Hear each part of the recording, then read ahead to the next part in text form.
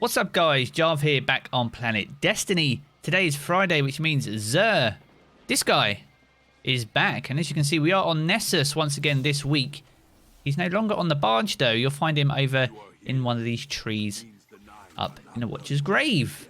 Here he is. So let's have a look and see what goodies he's got in store this week.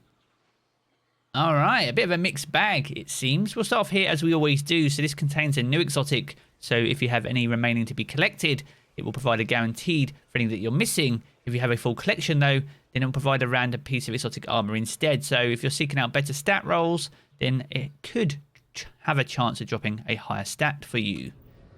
With the weapon, we got the Hard Light as the weapon of the week. He sold this very recently, I feel. Volatile Light is the intrinsic trait. So rounds fired with the weapon have a reduced damage fall off and over penetrate targets and ricochet off hard surfaces. Projectile damage is increased after bounce. One of the strongest 600 RPM autos in the game, even now. But nevertheless, not as potent. It did get a slight adjustment, but it's definitely worth picking up.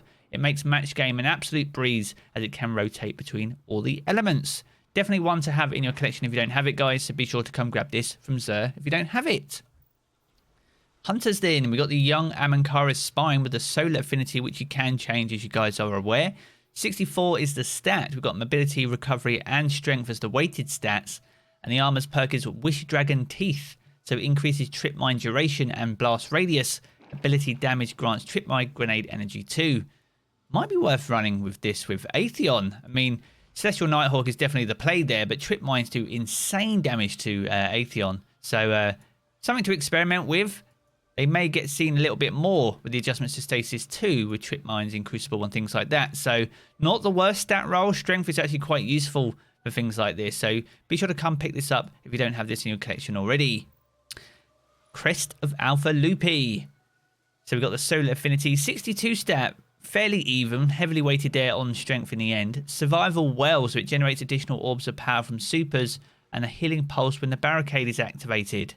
Very situational, and as a result, it sadly doesn't get the use an exotic like this probably deserves. Maybe needs a slight rework on its main intrinsic trait. Any recommendations to that, be sure to sound off down below. But definitely worth having it in your collection nevertheless, just in case it does get its moment to shine in the sun. And last, but no means least, we have the Eye of Another World. Void Affinity, 61 stat, so the lowest of the week, but a heavy recovery and discipline stat there. We have Cerebral Uplink, so it highlights priority targets and improves the regeneration speed of grenade, melee, and rift abilities. One of the better Warlock helmets. Nazareth Sin is also very, very strong. It has a fantastic ornament which you could have earned back in the faction rallies. So some of you may or may not have this, but it's pretty unique in the way that it looks.